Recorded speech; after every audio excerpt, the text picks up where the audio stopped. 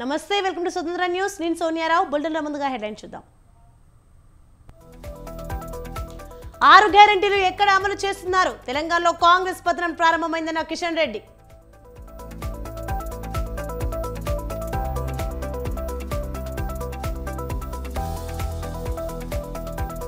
ఇవాళ తుక్కుగూడలో కాంగ్రెస్ బహిరంగ సభ మేనిఫెస్టో విడుదల చేయనున్న రాహుల్ 9వ రోజు వైసీపీ బస్సు యాత్ర నేడు కావల్లో జగన్ బహిరంగ సభ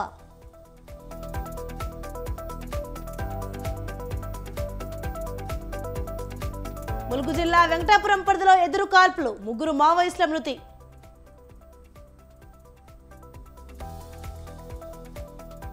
నేడు రాజస్థాన్ వర్సెస్ బెంగళూరు జైపూర్ వేదికగా మ్యాచ్ ప్రారంభం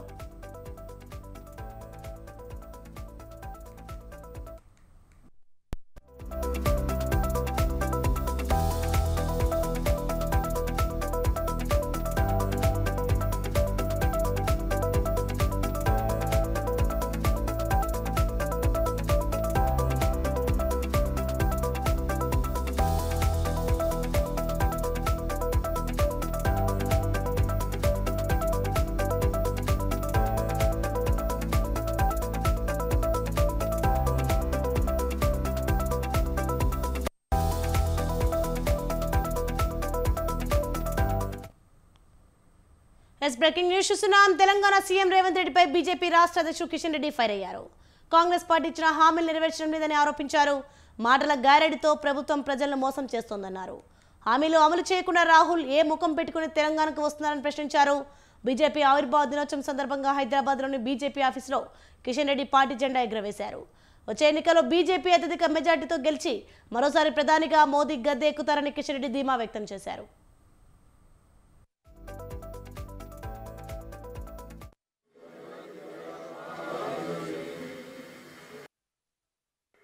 ఏ రకంగా పార్టీలు ఫిరాయింపు చేసుకోవాలి, ఏ రకంగా మరి ఫిరాయింపుల చట్టాన్ని వైలేట్ చేయాలి, దాని మీద దృష్టి ఉంది తప్ప రేవంత్ రెడ్డికి గత శాసనసభ ఎన్నికల్లో ప్రజలు మీ గ్యారంటీలను నమ్మి మీకు ఓట్లేసి నిన్ను ముఖ్యమంత్రి చేస్తే ఆ ముఖ్యమంత్రి బాధ్యత ఈ రేవంత్ రెడ్డి గారు నిర్వర్తించడం లేదు.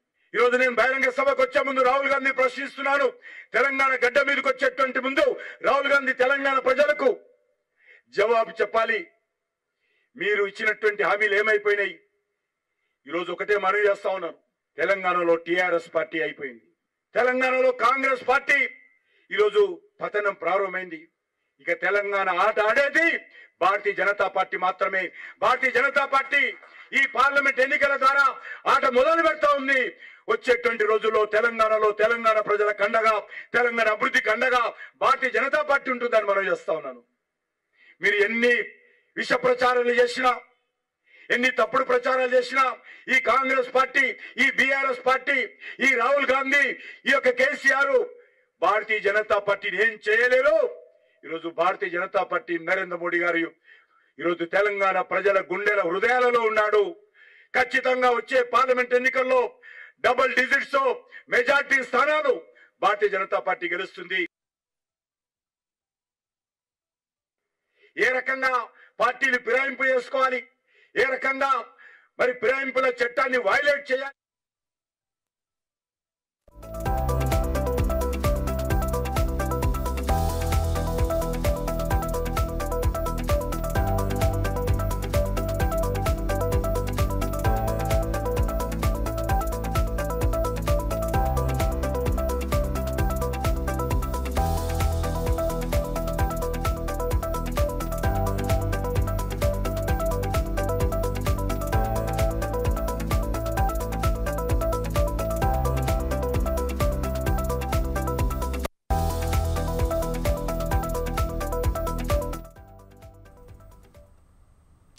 మరొక బ్రేకింగ్ న్యూస్ చూస్తున్నాం. కాంగ్రెస్ పార్టీపై BRS working president KTR fire అయ్యారు. పార్టీ ఫిరాయింపులపై స్పందించిన కేటీఆర్ దేశంలో ఇతర పార్టీల నుంచి నేతలను చేర్చుకోవడం ప్రారంభించిందే కాంగ్రెస్ పార్టీ అని చెప్పారు.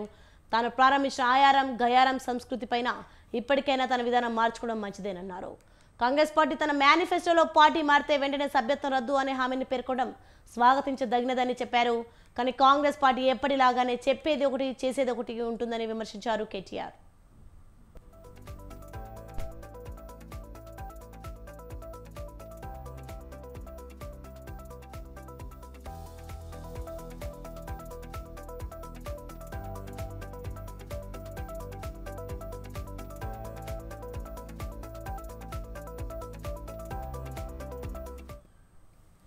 హామీ ఇచ్చిన దానికి పూర్తి వ్యతిరేకంగా కాంగ్రెస్ విధానాలు ఉంటాయని ఆరోపించారు. ఒకవైపు తన మేనిఫెస్టోను ఇతర పార్టీల నుంచి చేర్చుకోమంటూనే తెలంగాణలో కారు గుర్తుపై గెలిచిన బీఆర్ఎస్ పార్టీ ఎమ్మెల్యేకి ఎంపీ టికెట్ ఇచ్చిందని గుర్తు చేశారు. మరొక బీఆర్ఎస్ పార్టీ ఎమ్మెల్యేను రాజీనామా చేయకుండానే తన పార్టీలో కలుపుకుందని సెటైర్ వేశారు. రాహుల్ గాంధీకి తమ హామీలపైన నిబద్ధత ఉంటే ఫిరాయింపులపై మాట్లాడాలని అన్నారు. లేకుంటే ఆయన హిపోక్రట్గా మిగిలిపోతారన్నారు. ఇప్పటికైనా బీఆర్ఎస్ నుంచి చేరిన ఇద్దరు ఎమ్మెల్యేలను రాజీనామా చేయించాలని లేదా స్పీకర్ ద్వారా అనర్హత వేటు వేయించడం ద్వారా తాము చెప్పిందే చేస్తామని నిరూపించుకోవాలన్నారు.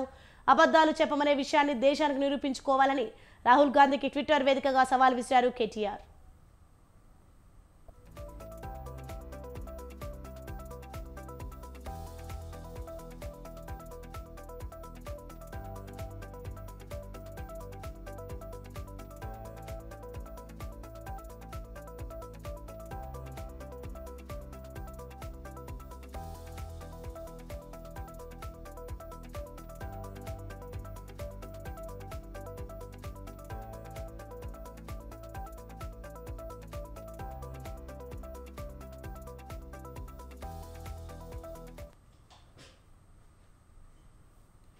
తుక్కుగూడ సభ కాంగ్రెస్ కు కలిసి వచ్చింది. తెలంగాణలో అధికారాన్ని చేజెక్కించుకోవడంతో 10 ఏళ్ల నాటి పూర్వ వైభవాన్ని చాటింది.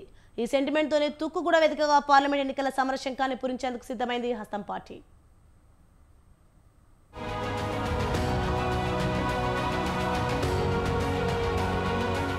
లోక్సభ ఎన్నికలపై ఫోకస్ పెట్టిన కాంగ్రెస్ పార్టీ ఎన్నికల శంకరవానికి సిద్ధమైంది.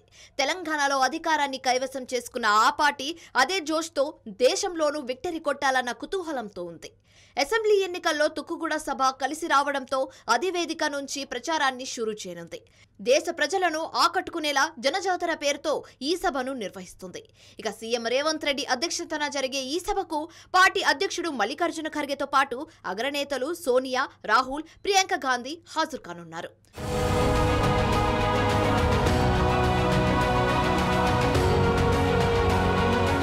తుక్కుగూడ సభ వేదిక నుంచి కాంగ్రెస్ జాతీయ మేనిఫెస్టోను తెలుగులో విడుదల చేయనుంది. అలాగే కేంద్రంలో కాంగ్రెస్ అధికారంలోకి వస్తే రాష్ట్రంలో అమలు చేసే స్కీంలను ప్రత్యేకంగా విడుదల చేయనుంది. రాష్ట్రంలో ఎయిర్పోర్ట్ల విస్తరణ, హైదరాబాద్ నుంచి అన్ని పట్టణాలకు రైళ్ల సంఖ్య పెంపు, భద్రాచలానికి స్పెషల్ ట్రైన్లు, సైనిక్ స్కూళ్ల ఏర్పాటు, మైనింగ్ యూనివర్సిటీ, జిల్లాలను పారిశ్రామిక కారిడార్లు, మూసీ నది ప్రక్షాళనను, కేంద్రం నుంచి స్పెషల్ ఫండ్ వంటి అంశాలు ప్రధానంగా మేనిఫెస్టోలో ఉంటాయంటున్నారు పీసీసీ నేతలు.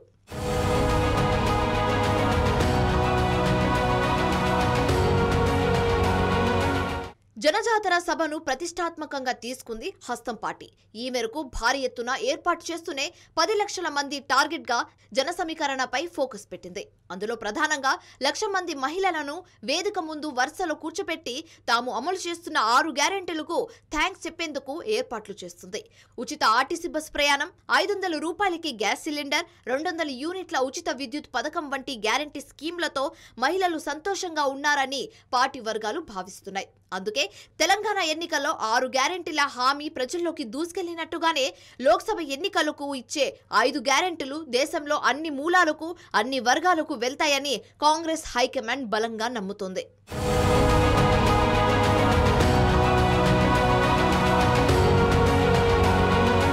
అరవై ఎకరాల మైదానంలో జనజాతర సభ జరగనుంది.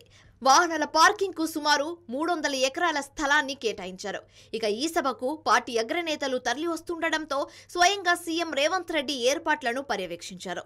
సభకు ఎలాంటి లోట్లుపాట్లు జరగకుండా చూడాలని అధికారులను ఆదేశించారు. ఇక అసెంబ్లీ ఎన్నికల సమయంలో సెప్టెంబర్ 17న విజయభేరి పేరుతో ఇక్కడి నుంచే సమరశంఖం పూరించింది కాంగ్రెస్.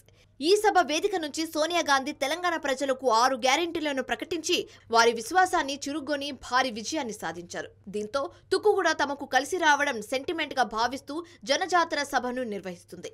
మరి అసెంబ్లీ ఎన్నికల మాదిరే దేశంలోనూ కాంగ్రెస్ విక్టరీ కొడుతుందా? సెంటిమెంట్ నమ్ముకున్న అగ్రనేతల ఆశలు ఫలిస్తాయా అన్నది తెలియాలంటే ఎన్నికలు పూర్తయి ఫలితాలు వచ్చే వరకు వేచి చూడాల్సిందే.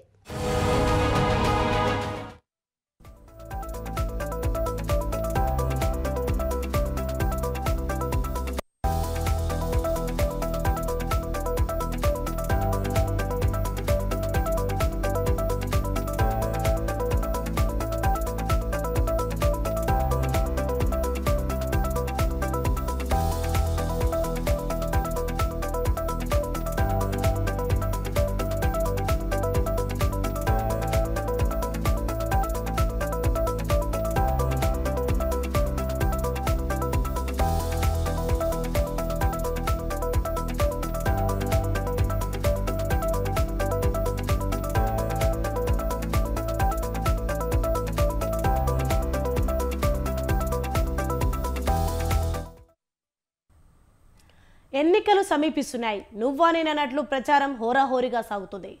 ఏపీ సీఎం సిద్ధం బస్సు యాత్రలో ప్రజల్లోకి వెళ్తున్నారు. ప్రతిపక్ష నేత టీడీపీ అధినేత చంద్రబాబు ప్రజాగలం పేరుతో బహిరంగ సభలు నిర్వహిస్తున్నారు.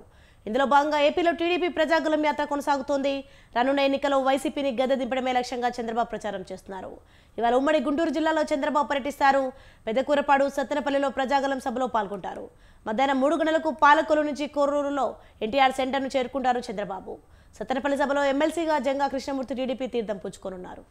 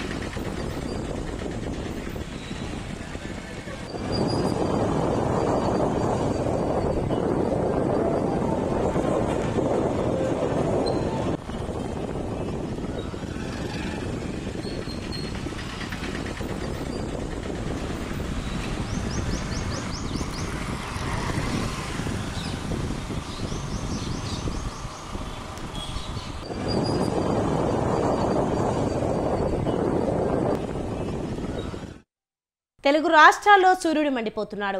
ఏపీ, తెలంగాణ రోజు రోజుకు ఉష్ణోగ్రతలు పెరుగుతున్నాయి. అనేక ప్రాంతాల్లో ఉష్ణోగ్రతలు 40 డిగ్రీలు దాటుతోంది. ఇవాళ నుంచి టెంపరేచర్స్ మరింత పెరుగుతాయని వాతావరణ శాఖ హెచ్చరికలు జారీ చేసింది. రాత్రులు సైతం సాధారణం కంటే గరిష్ట ఉష్ణోగ్రతలు నమోదవుతున్నాయి. రాబోయే రోజుల్లో తీవ్ర వడగాలులు వీస్తాయని వాతావరణ శాఖ తెలిపింది. ఏపీలో ఈ రోజు 388 మండలాలకు హెచ్చరికలు జారీ చేయగా తెలంగాణ జిల్లాలకు ఐఎండీ ఎల్లో అలర్ట్ జారీ చేసింది. అవసరమైతే తప్ప బయటకు రావద్దని అధికారులు సూచిస్తున్నారు.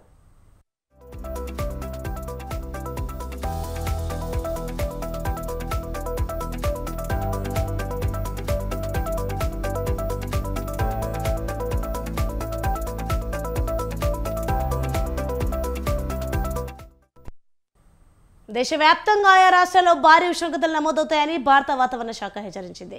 ఈ మేరకు రాష్ట్రాలను అప్రమత్తం చేసింది. ఇవాళ రేపు వడగాల్పులు వీచే అవకాశం ఉందని పేర్కొంది. ప్రజలు అప్రమత్తంగా ఉండాలని సూచించింది.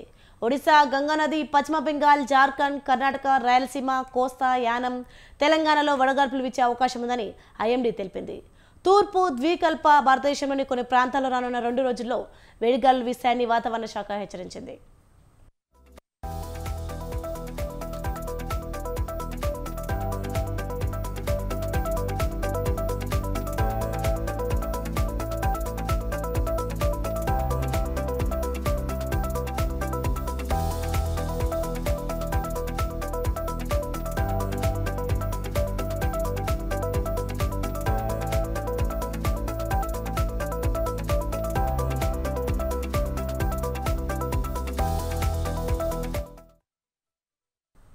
జూన్ వరకు ఎండల తీవ్రత ఎక్కువగా ఉంటాయని వాతావరణ శాఖ హెచ్చరించిన నేపథ్యంలో కేంద్ర ఆరోగ్య శాఖ అప్రమత్తమైంది.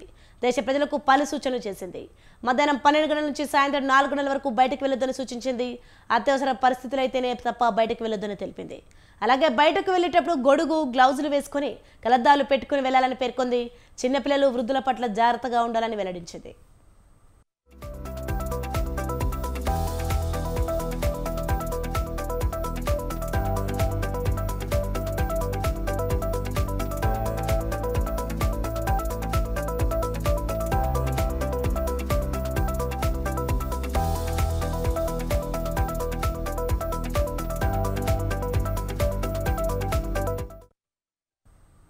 దేశంలోనే విభిన్న రాజకీయ నేపథ్యం గల రాష్ట్రం తమిళనాడు. ఇక్కడ ద్రవిడ పార్టీలైన డిఎంకే, ఏఐడిఎంకేలదే ఆధిపత్యం. జాతీయ పార్టీలైన కాంగ్రెస్, బీజేపీ వంటి పార్టీలు అక్కడ నామకే వాస్తే పార్టీలే. 1960వ దశకం నుంచి అటు అన్నా డిఎంకేతోనో ఇటు డిఎంకేతోనో పొత్తు పెట్టుకోవడం ద్వారా కాంగ్రెస్ ఉనికి కాపాడుకుంటోంది. బీజేపీది అదే పరిస్థితి. అలా పొత్తు పెట్టుకున్న సింగిల్ డిజిటల్ తప్ప బొత్తిగా ప్రభావం చూపే పరిస్థితి తమిళనాట లేదు. మోదీ ప్రభావం కూడా అంతంత మాత్రమే. ఈ నేపథ్యంలో 1974 భారత ప్రభుత్వం శ్రీలంకకు అప్పగించిన కచ్చతీవు దీవి అంశాన్ని వివాదాస్పదం చేసి తమిళ సెంటిమెంట్ను రెచ్చగొట్టేందుకు బీజేపీ సిద్ధం కావడం హాట్ టాపిక్గా మారింది. తమిళనాడు బీజేపీ చీఫ్ అన్నామలై యువత ఓటుపై ధీమాతో ఉన్నారు.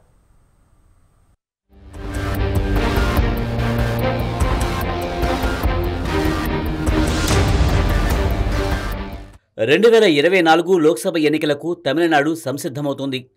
దేశవ్యాప్తంగా పార్లమెంటు ఎన్నికలు 7 దశల్లో సాగుతున్నా తమిళనాడులో మొత్తం 39 నియోజకవర్గాలకు మొదటి దశలోనే ఏప్రిల్ 19న నిర్వహిస్తుంది ఎన్నికల కమిషన్. తమిళనాడులోని జాతీయ పార్టీలు, ప్రాంతీయ పార్టీలు, చిన్నా చితకా పార్టీలతో కలిపి 790కి పైగా నామినేషన్లు దాఖలయ్యాయి.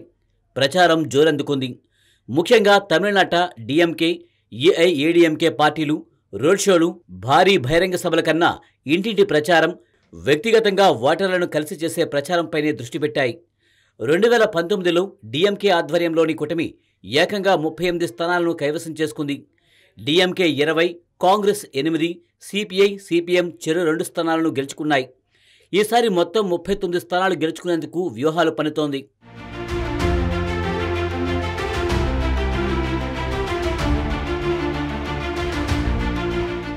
(2024) లోక్సభ ఎన్నికల్లో తమిళనాట త్రిముఖ పోటీ జరుగుతోంది. డిఎంకే ఆధ్వర్యంలోని ఇండియా కూటమి, ఏఐఏడీఎంకే కూటమి, బీజేపీ ఆధ్వర్యంలోని మరో కూటమి తలపడుతున్నాయి. గతంలో ఏఐఏడీఎంకేతో జతకట్టిన బీజేపీ ఇటీవల కాలంలో దూరమైంది. ఫలితంగా ఈసారి 3 స్తంభాలాట తప్పడం లేదు. డిఎంకే కూటమిలో కాంగ్రెస్, సిపిఎం, సిపిఐ, ఎండిఎంకే, ముస్లిం లీగ్, కమల్ హాసన్కు చెందిన మక్కల్ నిధి మయ్యం వంటి చిన్న పార్టీలు ఉన్నాయి. జయలలిత మరణం తర్వాత ఏఐఏడీఎంకే చీలిపోయింది. పళనిస్వామి నాయకత్వంలోకి ఏఐఏడీఎంకే వచ్చింది. ఈ కూటమిలో విజయకాంత్ స్థాపించిన డిఎంకే, ఎస్డిఐపి, పురుచి భారతం, ఫార్వర్డ్ బ్లాక్ వంటి పార్టీలు, చిన్న చిరగ పార్టీలు ఉన్నాయి. అన్నాడీఎంకే 32, డిఎండికే 5 స్థానాలు పోటీ చేస్తున్నాయి. ఇక బీజేపీ ఆధ్వర్యంలోని కూటమిలో పీఎంకే, శశికళ బంధువు దినకరన్ పార్టీ, మాజీ సీఎం ఓపన్నీరు సెల్వం, ఇంకా కొన్ని ఏకవ్యక్తి పార్టీలు చేరాయి.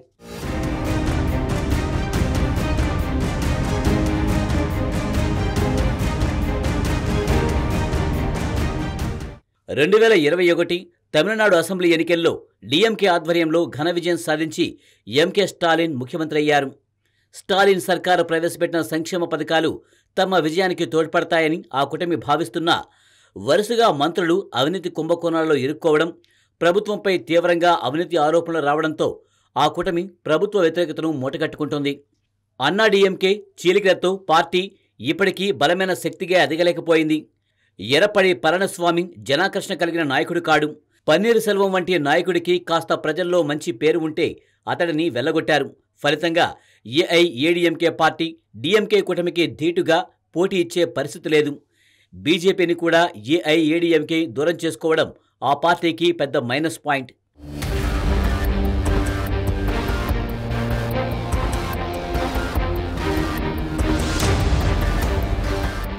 తమిళనాడులో బీజేపీని ఓ బలమైన శక్తిగా తీర్చిదిద్దాలనే చిత్తశుద్ధితో మోడీ కృషి చేస్తున్నారు. ప్రత్యేక దృష్టి పెట్టారు. ఇటీవల కాలంలో విస్తృతంగా తమిళనాడులో పర్యటించి ఎన్నికల షెడ్యూల్కు ముందు పలు అభివృద్ధి కార్యక్రమాలను ప్రధాని మోదీ ప్రారంభించారు. అన్ని రాష్ట్రాల కన్నా ఎక్కువ మొత్తంలో తమిళనాడుకు నిధులు ఇస్తున్నట్లు కూడా మోదీ ప్రకటించారు. బీజేపీకి స్థానికంగా బలమైన నాయకులు లేకపోవడం ఓ లోపం. వన్నియర్ల సామాజిక వర్గంలో బలమైన ఓటు బ్యాంకు కలిగిన పీఎంకేతో పొత్తు పెట్టుకోవడం ద్వారా కనీసం కొన్ని సీట్లు గెలుచుకునే ఆశతో ఉంది.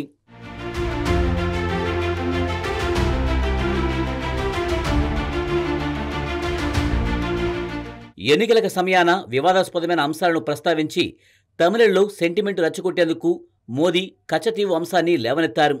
ఎన్నికల సమయాన బీజేపీ, కాంగ్రెస్, డిఎంకే పార్టీల మధ్య ఆరోపణలు, ప్రత్యారోపణలు చెలరేగుతున్నాయి.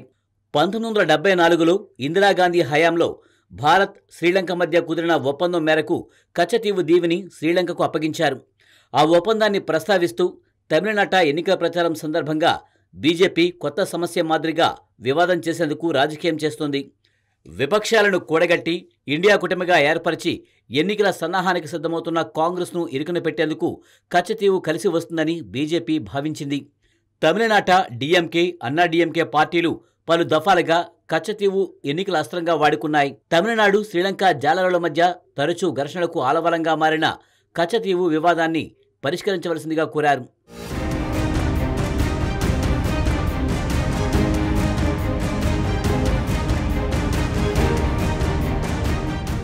యాభై ఏళ్ల నాడు కుదిరిన ఒప్పందాన్ని తిరిగి తోడడం గానీ, అంతర్జాతీయంగా ఇష్యూ చేసి ఆ దీవిని వెనక్కి సాధించడం గానీ సాధ్యం కాదన్న విషయం ప్రధాని మోదీకి తెలుసు. తమిళ సెంటిమెంట్ను రెచ్చగొట్టడం ద్వారా 4 ఓట్లు పొందేందుకు బీజేపీ ప్రయోగించిన ఆఖరి అస్త్రంగా కనిపిస్తోంది.